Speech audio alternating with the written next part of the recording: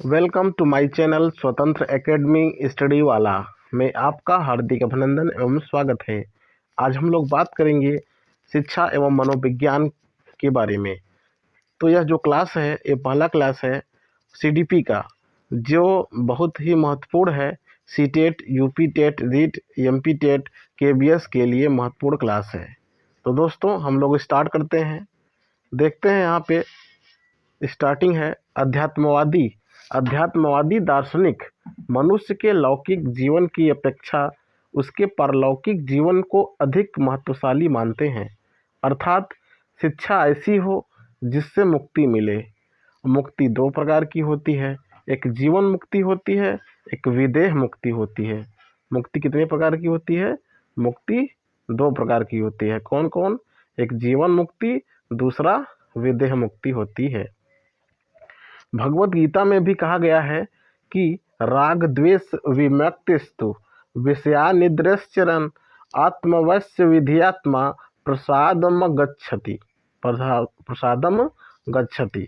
अर्थात जो व्यक्ति इंद्रियों को राग द्वेष से रहित कर तथा अपने वश में लाकर आत्म विजयी हो जाते हैं, वे इंद्रियों के द्वारा विषयों का भोग करते हुए भी संतोष प्राप्त करते हैं।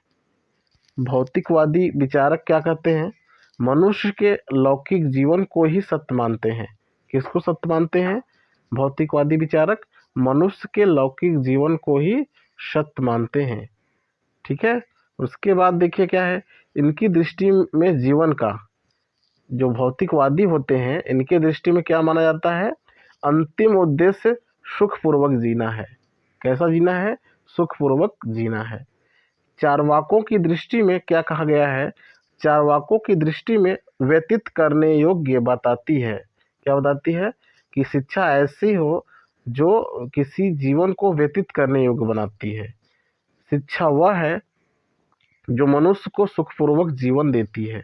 कैसी देती है? सुखपूर्वक जीवन देती है। हर्बर्ट स्पेंसर महोदय ने कहा है कि शिक्षा का अर्थ अतः शक्तियों का बाह्य जीवन से समन्वय स्थापित करना है। कैसा स्थापित करना है? शिक्षा का अर्थ होता है कि अतः शक्तियों का बाहरी जीवन से समन्वय स्थापित करना होता है, मतलब बाहरी जीवन से जोड़ना होता है। यह शिक्षा का मतलब होता है। प्रयोजनवादी महोदय जी कहते हैं, प्रयोजनवादी महोदय मनुष्य को सामाजिक प्राणी मानते हैं। क्या मानते हैं? मनुष्य को सामाजिक प्राणी मानते हैं और यह मानते हैं कि शिक्षा के द्वारा मनुष्य में वर्तमान समाज में अनुकूलन करने और भविष्य के समाज का निर्माण करने की क्षमता का विकास करना चाहिए। मतलब शिक्षा ऐसी हो जो सामाजिक जीवन को जोड़े, ठीक है, और मनुष्य में वर्तमान समाज में अनुकूलन करने और भविष्य के समाज का निर्माण करने की क्षमता विकसित करें। ऐसी शिक्षा होनी चाहिए दोस्तों। तो शिक्षा का जो अर्थ है, शिक्षा संस्कृत शब्द भाषा की, शिक्षा जो शब्द बना है संस्कृत भाषा की शिक्ष धातु में अप्रत्यय लगाने से बना है। किसमें बना है? शिक्ष धातु में अप्रत्यय लगाने से बना है शिक्षा। और शिक्ष का अर्थ सीखना और सिखाना होता है। अतः शिक्षा शब्द का शाब्दिक अर्थ हुआ सीखने व सिखाने की क्रिया। शिक्षा का अर्थ क्या हुआ? सीखने व सिखाने की क्रिया को ही शिक्षा कहते हैं। ठीक है दोस्तों। अब शिक्षा शब्द के लिए अंग्रेजी में एजुकेशन शब्द का प्रयोग किया जाता है। शिक्षा जो है संस्कृत शिक्ष धातु में अप्रत्यय लगाने से बना है शिक्षा, और शिक्षा को अंग्रेजी में एजुकेशन कहते हैं। एजुकेशन शब्द लैटिन भाषा के एजुकेटम शब्द से विकसित हुआ है। कैसे विकसित हुआ है? एजुकेशन शब्द जो है लैटिन भाषा के एजुकेटम शब्द से विकसित हुआ है तथा एजुकेटम शब्द इसी भाषा के ई तथा ड्यूको शब्द से मिलकर बना है। ई का अर्थ है अंदर से, जबकि ड्यूको का अर्थ है आगे बढ़ाना। अतः एजुकेशन शब्द का अर्थ है अंदर से आगे, ये मिस प्रिंटिंग है। इसका मतलब है कि अंदर से आगे बढ़ाना, अर्थात जन्मजात शक्ति को बाहर अभिव्यक्त करना शिक्षा है। मतलब जो जन्मजात आपके पास जो शक्ति है उसी को बाहर अभिव्यक्त करना शिक्षा कहलाता है। क्या कहलाता है? शिक्षा। जन्मजात शक्ति को बाहर विकसित करना या अभिव्यक्ति करना शिक्षा कहलाता है दोस्तों। ठीक है। प्रत्येक बालक में जन्म के समय कुछ जन्मजात शक्तियाँ बीज के रूप में समाहित रहती हैं। कैसी? हर बच्चों में कुछ जन्मजात शक्तियाँ होती हैं जो बीज के रूप में समाहित रहती हैं। उचित वातावरण के साथ संबंध स्थापित होने पर जन्मजात शक्तियाँ बाह्य रूप में प्रकट हो जाती हैं। कैसे? बाह्य रूप में प्रकट हो जाती हैं। मतलब उचित वातावरण मिलने पर, अच्छा संबंध मिलने पर, स्थापित होने पर जो जन्मजात शक्तियाँ होती हैं वह बाहर प्रकट हो जाती हैं। ठीक है। शिक्षा शब्द का प्रयोग दो रूपों में होता है। कितने रूपों में? दो रूपों में शिक्षा शब्द का प्रयोग होता है। पहला है प्रक्रिया रूप में, इसमें शिक्षा चल रही है। क्या है? प्रक्रिया रूप में, इसमें शिक्षा चल रही है। दूसरा है परिणाम रूप में, उसने उच्च शिक्षा प्राप्त की है। शिक्षा शब्द का प्रयोग दो रूपों में होता है। पहला है प्रक्रिया रूप में जो शिक्षा चल रही है, और दूसरा है परिणाम रूप में, उसने उच्च शिक्षा प्राप्त की है।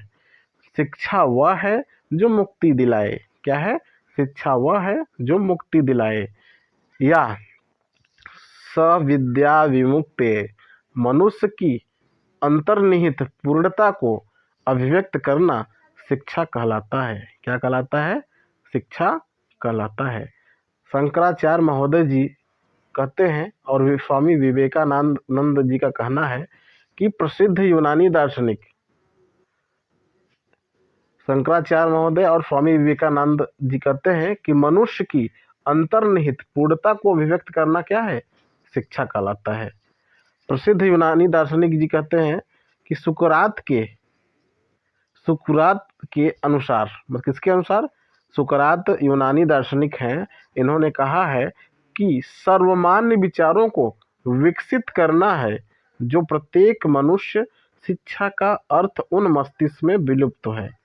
मतलब जो मस्तिष्क में कोई विचार विलुप्त हैं उसे क्या करना? सर्वमान्य विचारों के साथ विकसित करना ही शिक्षा कहलाता है दोस्तों।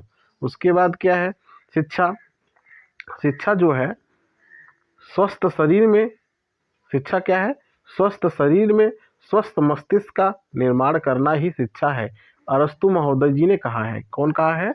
अरस्तु महोदय जी कहे हैं कि स्वस्थ शरीर में स्वस्थ मस्तिष्क का निर्माण करना ही शिक्षा कहलाता है। जॉन डेवी महोदय जी कहते हैं कि शिक्षा व्यक्ति की उन समस्त क्षमताओं का विकास करना है जो उसे अपने वातावरण को नियंत्रित करने तथा अपनी संभावनाओं को पूरा करने योग्य बनाएगी। जॉन डेवी जी कहते हैं कि शिक्षा व्यक्ति की उन समस्त क्षमताओं का विकास करना है जो उसे अपने वातावरण को नियंत्रित करने तथा अपनी संभावनाओं को पूरा करने योग्य बनाती है या बनाएगी। महात्मा गांधी जी कहते हैं कि शिक्षा से मेरा अभिप्राय बालक तथा मनुष्य के शरीर, मस्तिष्क तथा आत्मा के सर्वांगीण सर्वोत्तम विकास से है। किससे है? महात्मा गांधी जी कि शिक्षा से मेरा अभिप्राय है बालक तथा मनुष्य के शरीर, मस्तिष्क तथा आत्मा की सर्वांगीण विकास व सर्वोत्तम विकास से है। ऐसा विकास सर्वोत्तम या सर्वांगीण विकास हो, सर्वांगीण विकास हो, जहाँ पे उनका हर क्रियाओं का विकास हो। वास्तव में शिक्षा मानव व्यवहार का परिशोधन है। क्या है? शिक्षा मानव व्यवहार का परिशोधन है। Education is the modification of behaviour. क्या है education? Education is the modification of behaviour. मतलब शिक्षा मानव व्यवहार का परिशोधन है। उसके बाद है आपका उपनिषद। उपनिषद में भी कहा गया है शिक्षा को लेकर। उपनिषद वैदिक साहित्य का अंतिम भाग है जिसका विषय दर्शन है और दर्शन का विषय तत्वमीमांसी तत्व है। और तत्वमीमांसी तत्व के अंतर्गत ईश्वर, आत्मा, जीव, जगत, तीन तत्व आते हैं। कौन कौन आते हैं? ईश्वर, आत्मा आते हैं, जीव आते हैं और जगत आते हैं। तीन तत्व आते हैं। और मनोविज्ञान का जन्म दर्शन से हुआ है। कैसा हुआ है? मनोविज्ञान का अर्थ या मनोविज्ञान का जन्म जो हुआ है दर्शन से हुआ है। इसीलिए मनोविज्ञान का प्रारंभिक विषय आत्मा रहा है। क्या है? मनोविज्ञान का प्रारंभिक विषय क्या रहा है? आत्मा रहा है। उपनिषद का अर्थ क्या होता है देखेंगे हम लोग। उपनिषद का अर्थ, उपनिषद का अर्थ है उप नि धन सद, मतलब उप धन नि धन सद, तीन शब्द ये उसका संधि विच्छेद है। उप धन नि धन सद। उप मतलब होता है समीप, नि मतलब होता है निष्ठापूर्वक और सद मतलब होता है बैठना। मतलब उपनिषद का अर्थ होता है कि समीप निष्ठापूर्वक बैठकर जो शिक्षा लिया जाता है उसे उपनिषद कहते हैं। आत्मा रूपी रहस्यानुभूति विद्या को जानने के लिए गुरु के पास श्रद्धा पूर्वक बैठना उपनिषद कहलाता है। मतलब जो हम गुरु के पास बैठकर, श्रद्धा पूर्वक बैठकर जो हम शिक्षा दीक्षा लेते हैं उसे उपनिषद कहा जाता है। मनोविज्ञान का अर्थ देखेंगे कि मनोविज्ञान का अर्थ क्या होता है। मनोविज्ञान का अर्थ, मनोविज्ञान शब्द का शाब्दिक अर्थ है मन का विज्ञान। किसका विज्ञान? मन का विज्ञान। मन का विज्ञान अर्थात मनोविज्ञान। अर्थात कहा जाता है कि मनोविज्ञान अध्ययन की वह शाखा है जो मन का अध्ययन करती है। किसका अध्ययन करती है? मन का अध्ययन करती है। मनोविज्ञान को अंग्रेजी में साइकोलॉजी कहते हैं। किसमें क्या कहते हैं? साइकोलॉजी कहते हैं।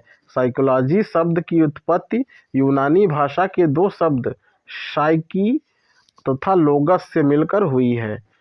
साइकोलॉजी शब्द की उत्पत्ति दो शब्दों से, एक साइकी दूसरा लोगोस से मिलकर हुई है। साइकी शब्द का अर्थ है आत्मा तथा लोगस शब्द का अर्थ है अध्ययन। अतः अंग्रेजी शब्द साइकोलॉजी और साइकोलॉजी का शाब्दिक अर्थ है आत्मा का अध्ययन ही साइकोलॉजी कहलाता है। क्या है? आत्मा का अध्ययन ही मनोविज्ञान कहलाता है, साइकोलॉजी कहलाता है। ठीक है, उसके आगे क्या है देखते हैं हम लोग। प्रारंभ में मनोविज्ञान दर्शन शास्त्र का अंग था, लेकिन दर्शन शास्त्र से अलग होने के प्रयास में मनोविज्ञान के अर्थ में अनेक बार परिवर्तन हुआ। अर्थात काल चक्र के अनुसार मनोविज्ञान का विषय बदलता गया। अतः मनोविज्ञान का विषय व्यवहार का अध्ययन बन गया। पहले मनोविज्ञान जो था, पहले मनोविज्ञान आत्मा का अध्ययन था, लेकिन अब मनोविज्ञान व्यवहार का अध्ययन हो गया है। स्मृति तथ्य की दृष्टि में कुछ मनोवैज्ञानिक हैं जो अपना अपना मत दिए हैं। क्या कहे हैं उनके बारे में हम लोग देखते हैं। यहाँ पे दी गई है। प्राचीन या ग्रीक युग में, जब प्राचीन या ग्रीक युग था तो उसमें दो मनोवैज्ञानिक थे, एक प्लेटो एक अरस्तु। प्लेटो और अरस्तु का कहना था कि मनोविज्ञान का विषय आत्मा माना जाता है। क्या माना जाता है? आत्मा। ये कौन कौन आत्मा मानते थे? प्लेटो और अरस्तु। प्लेटो महोदय और अरस्तु महोदय जी कहते थे कि मनोविज्ञान का जो विषय है वो आत्मा माना है। दूसरा है मध्य युग में।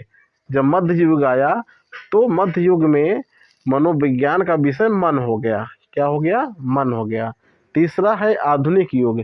जब आधुनिक युग आया तो आधुनिक युग में तीन मनोवैज्ञानिक थे। पहला नाम था विलियम जेम्स और दूसरे का नाम था विलियम वुड और तीसरा था जेम्स ली। तीनों ने मनोविज्ञान को क्या माना है? तीनों ने मनोविज्ञान का विषय चेतना माना है। क्या माना है? चेतना माना है। विलियम जेम्स और विलियम वुड और जेम्स ली मनोविज्ञान को क्या माना है? चेतना माना है। चौथा है समकालीन मनोवैज्ञानिक।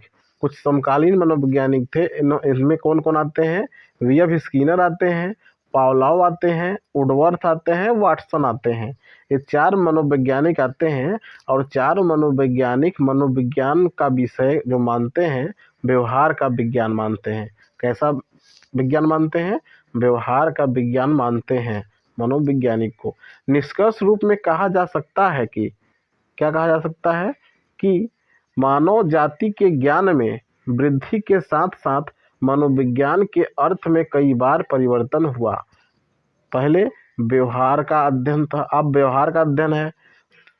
उसके पहले चेतना का था, उसके पहले मन का था, उसके पहले आत्मा का था। पहले क्या था? मनोविज्ञान आत्मा को माना जाता था। दूसरा, मनोविज्ञान मन को माना जाता था। तीसरा, मनोविज्ञान चेतना को माना जाता है। अब क्या है? मनोविज्ञान व्यवहार को माना जाता है।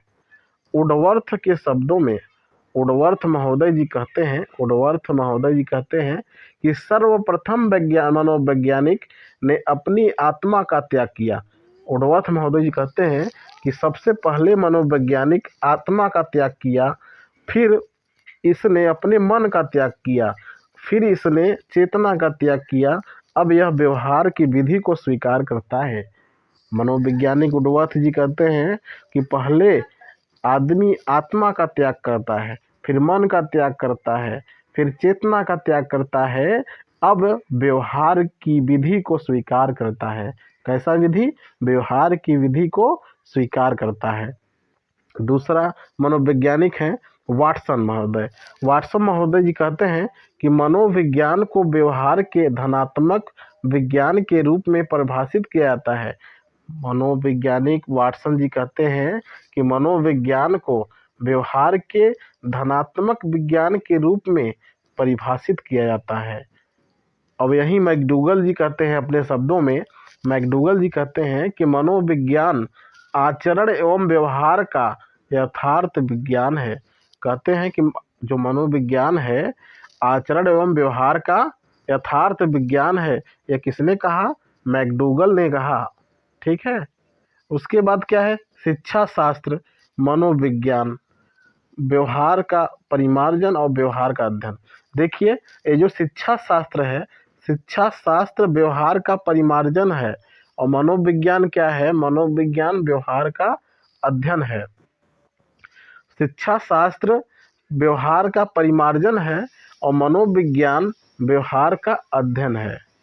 व्यवहार के परिमार्जन के लिए व्यवहार का अध्ययन अति महत्वपूर्ण है। अतः निष्कर्ष रूप में कहा जा सकता है, क्या कहा जा सकता है? कि व्यवहार के परिमार्जन के लिए व्यवहार का अध्ययन या मानव व्यवहार को उन्नत बनाने की दृष्टि से जब व्यवहार का अध्ययन किया जाता है तो अध्ययन की इस शाखा को शिक्षा मनोविज्ञान के नाम से संबोधित किया जाता है। क्या कहा जाता है? कि व्यवहार के परिमार्जन के लिए व्यवहार का अध्ययन या मानव व्यवहार को उन्नत बनाने की दृष्टि से जब व्यवहार का अध्ययन किया जाता है तो अध्ययन की इस शाखा को शिक्षा मनोविज्ञान के नाम से संबोधित किया जाता है। मनोविज्ञान काल्पनिक का मत है कि शिक्षा और मनोविज्ञान के सर्वप्रथम व्यवस्थित सिद्धांतों में से एक प्लेटो का भी था, जो अपनी पुस्तक रिपब्लिक में दिया था। इसलिए रूसो रिपब्लिक को न्यायशास्त्र का ग्रंथ न मानकर शिक्षा शास्त्र को ग्रंथ माना, लेकिन अमेरिकी मनोवैज्ञानिक स्किनर महोदय ने शिक्षा मनोविज्ञान का प्रारंभ प्लेटो के शिष्य अरस्तु से माना है। किससे माना है? प्लेटो के शिष्य अरस्तु से माना है।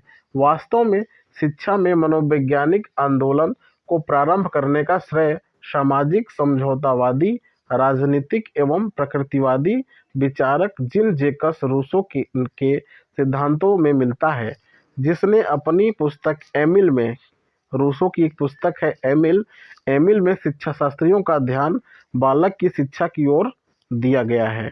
अमेरिका की national society of college teachers of education संस्था के प्रयास से 20वीं शताब्दी में शिक्षा मनोविज्ञान को एक स्वतंत्र विषय के रूप में मान्यता प्राप्त हुई। कैसी मान्यता प्राप्त हुई? स्वतंत्र विषय के रूप में मान्यता प्राप्त हुई। अमेरिका के national society of college teachers of education संस्था में 20वीं शताब्दी में मनोविज्ञानिक को एक स्वतंत्र विषय के रूप में मान्यता प्राप्त हुई। अभ्यास एवं त्रुटि सिद्धांत। अभ्यास एवं त्रुटि सिद्धांत के प्रवर्तक अमेरिका के प्रसिद्ध मनोवैज्ञानिक एडवर्ड एल थॉर्नडाइक को प्रथम शैक्षिक मनोवैज्ञानिक माना जाता है, क्योंकि इन्होंने अपनी पुस्तक शिक्षा मनोविज्ञान 1913 में अधिक व्यवस्थित ढंग से शिक्षा मनोविज्ञान पर चिंतन प्रारंभ किया था और 20वीं शताब्दी में और 20वीं शताब्दी में शिक्षा 20वीं शताब्दी में शिक्षा मनोविज्ञान स्पष्ट शाखा या विषय के रूप में विकसित हुआ है। निष्कर्ष रूप में कहा जा सकता है कि शिक्षा मनोविज्ञान व्यवहार के परिमार्जन का विज्ञान है। कैसा विज्ञान है कि शिक्षा मनोविज्ञान व्यवहार के परिमार्जन का विज्ञान है। कुछ प्रश्न है हमारे स्क्रीन पर जो देखते हैं, अभी इन्हीं से संबंधित है, आप लोग देखेंगे। मनोविज्ञान का विषय चेतना है, किसका मत है? विलियम जेम्स का है। विलियम जेम्स जी कहे हैं कि मनोविज्ञान का विषय चेतना है। तो एग्जाम में पूछा जाएगा कि मनोविज्ञान का विषय चेतना किसने माना है या किस मनोवैज्ञानिक ने माना है, तो विलियम जेम्स ने माना है। दूसरा है मनोविज्ञान का विषय आत्मा है, किसका मत है? प्लेटो का मत है। प्लेटो ने मनोविज्ञान को क्या माना? प्लेटो ने मनोविज्ञान को विषय आत्मा माना। क्या माना? आत्मा। तीसरा है आपके स्क्रीन पे, साइकी और लोगस शब्द किससे बना है? बोल रहा है कि साइकी और लोगस शब्द, जो दो शब्द हैं, एक किस शब्द से बना है? तो यह यूनानी का शब्द है। किस भाषा का शब्द है? यूनानी भाषा का शब्द है साइकी और लोगस। ठीक है। चौथा है मनोविज्ञान आचरण एवं व्यवहार का यथार्थ विज्ञान है, किसका मत है? मैकडूगल का मत है। मैकडूगल ने क्या कहा है मनोविज्ञान को? मैकडूगल ने आचरण एवं व्यवहार का यथार्थ विज्ञान माना है। National society of college teachers of education संस्था कहाँ है? National society of college teachers of education संस्था अमेरिका में स्थित है। कहाँ पे स्थित है? अमेरिका में स्थित है। यह कब किया गया था? तो 1913 में इसका वो किया गया था, खोज किया गया था इसमें। ठीक है। तो दोस्तों, आपको यह जानकारी कैसी लगी? आज हमने आपको शिक्षा एवं मनोविज्ञान के बारे में बताया। अगर अच्छा लगा हो तो चैनल को सब्सक्राइब करें और लाइक करें, कमेंट करना न भूलें। धन्यवाद सभी सम्मानित साथियों का चैनल से जुड़ने के लिए।